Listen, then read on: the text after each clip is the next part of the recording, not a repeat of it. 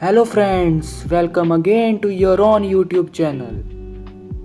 This is Mr. Learner and we are back again with one more interesting and informative video. So without wasting your and mine time, let me introduce you what we are going to study today. So last video में हमने पढ़ा था democracy के to features अलग अलग countries के example से. So in this session we are going to study the last feature of democracy with the help of Zimbabwe's example. And we will also look at some arguments against democracy. So guys, be ready for this amazing, interesting and informative video. And at the end of this video, I will tell you an interesting fact about Zimbabwe. चलो तो video को start करते हैं.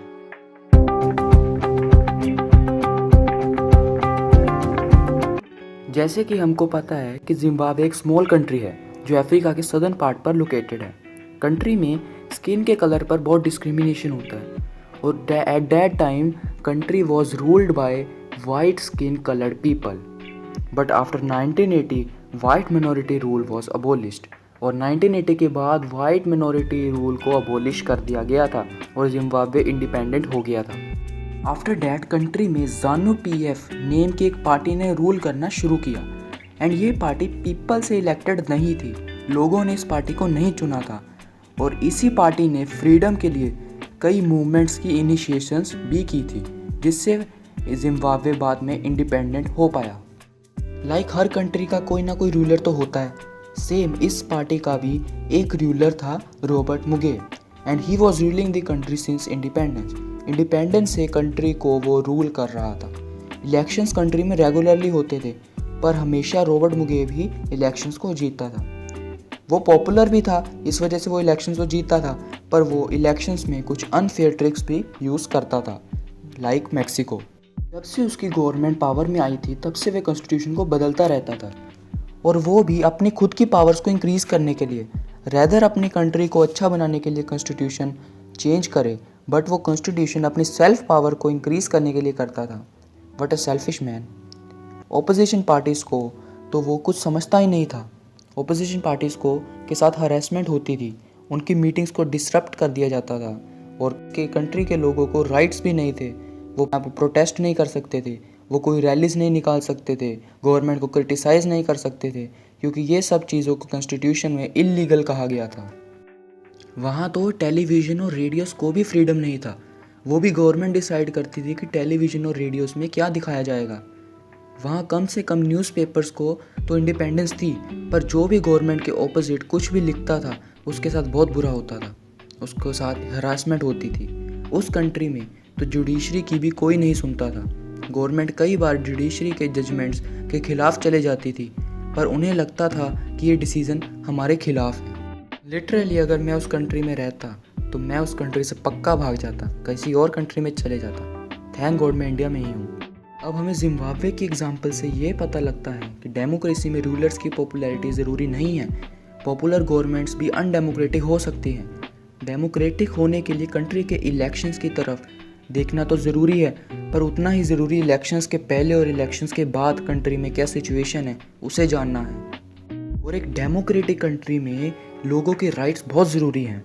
For example right to think, right to have opinion, right to express in public, right to form association, right to protest and take other political activities. मतलब लोगों को right होना चाहिए कि वो अपनी चीज़ें सामने ला सके, वो पब्लिक के सामने ला सकते हैं, वो गवर्नमेंट को क्रिटिसाइज़ कर सके. अगर गवर्नमेंट अच्छी तरह वर्क नहीं करती है तो अपनी एसोसिएशंस बना सकें और अलग अलग पॉलिटिकल एक्टिविटीज़ कर सकें. ये सब राइट्स इंडिपेंडेंट जुडिशरी, ऐसी जुडिशरी जिसके ऊपर किसी भी एसोसिएशन का प्रेशर ना हो, उससे प्रोटेक्टेड होने चाहिए. अभी किसी भी रूलर ने अगर इलेक्शन विन कर लिया है तो उसका मतलब ये बिल्कुल नहीं है कि वो कंट्री में कोई भी चेंजेस ला सकता है. उसे भी अगर कंट्री में चेंजेस लाने हैं तो एक कॉन्स्टिट्यूशन के लिमिट के अंदर रहना होगा. इससे डेमोक्रेसी का फोर्थ एंड लास्ट फीचर सामने आ रहा है. A democratic government rules within the limits set by constitutional laws and citizens right.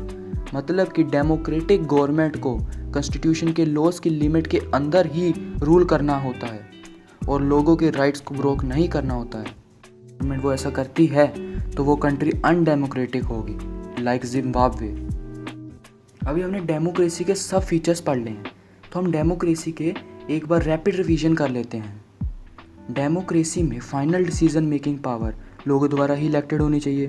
Democracy में फ्री एंड फेयर इलेक्शंस होने चाहिए और रूलिंग पार्टी के इक्वल चांसेस होने चाहिए जीतने और हारने के। हर अडल्ट सिटीज़न के पास एक वोट होनी चाहिए और हर वोट की वैल्यू एक ही होनी चाहिए।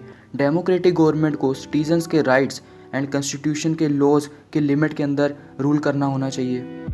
तो अभी तक हमने पढ़ा है कि डेमोक्रेसी क्या है और अब हम पढ़ेंगे कि डेमोक्रेसी क्यों है, क्यों पूरे वर्ल्ड में डेमोक्रेसी प्रेफर की जाती है, क्यों डेमोक्रेसी अच्छी है और क्यों डेमोक्रेसी अच्छी नहीं है। तो सबसे पहले ये अंडरस्टैंड करना ज़रूरी है कि कोई भी गवर्नमेंट की फॉर्म आइडियल नहीं होती, कोई भी गवर्नमेंट की फॉर्म परफेक्ट नहीं होती, इसलिए डेमोक्रेसी भी गवर्नमेंट की एक परफेक्ट फॉर्म नहीं है। इसमें भी कुछ कमियां हैं जो छिप नहीं सकती। ये भी ज़रूरी नहीं है कि एक डेमोक्रेटिक गवर्नमेंट अनडेमोक्रेटिक कंट्री से इकोनॉमिकली बेटर हो।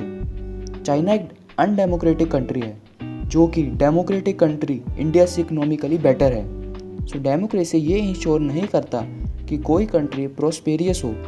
हाँ, पर डेमोक्रेसी ये इंश्योर ज़रूर करता है कि जो डिसीजन लिए जाते हैं वो लोगों द्वारा ही लिए जाएं। इसलिए डेमोक्रेसी आइडियल तो नहीं है।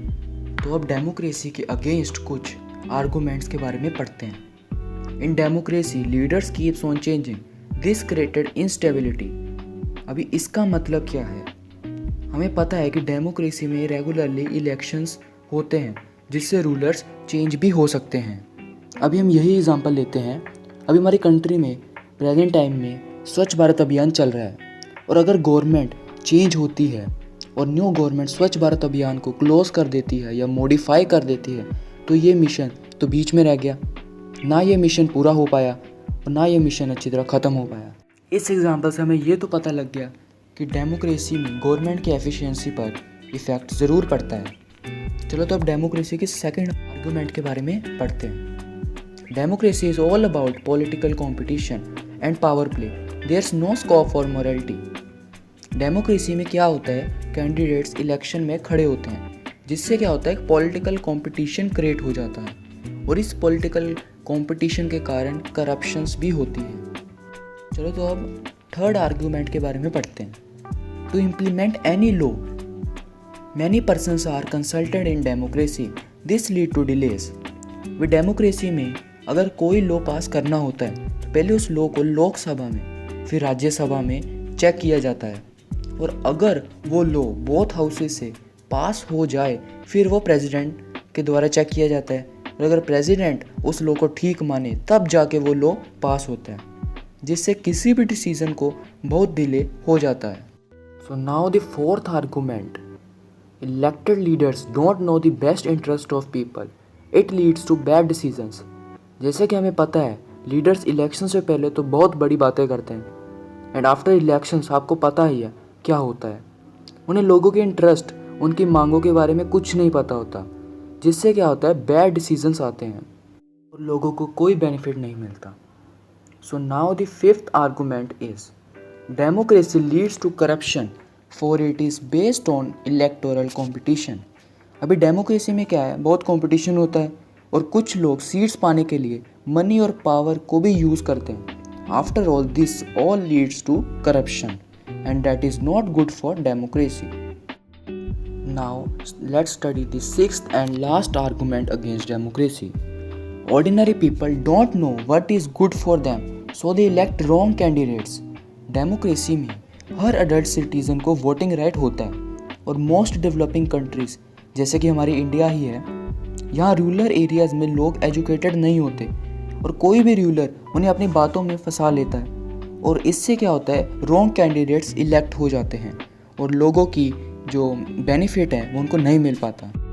और ये थे डेमोक्रेसी के खिलाफ कुछ आर्गूमेंट्स। और अगर आपको इनके अलावा भी कुछ और आर्गूमेंट्स पता है जो आप सजेस्ट कर सकते हैं तो कमेंट में ज़रूर सजेस्ट करिएगा। तो इसी के साथ हमारा वीडियो का पार्ट 3 ख़त्म होता है। हाँ, आज का फैक्ट बताना तो रह गया। So today's fact is Zimbabwe world की ओनली कंट्री है जहाँ 8 ऑफिशियल करेंसीज हैं, जिसमें US डॉलर, साउथ अफ्रीकन रैन, बोट्सवानन पुला, British pound, Australian dollar, Chinese yuan, Japanese yen and Indian rupees भी है। That's amazing. सो इसी के साथ मैं आपसे अलविदा लेता हूँ। तो मिलते हैं एक और मज़ेदार एनिमेटेड और इंटरेस्टिंग वीडियो के साथ। और अगर आपको वीडियो पसंद आई तो प्लीज़ वीडियो को लाइक एंड सब्सक्राइब करना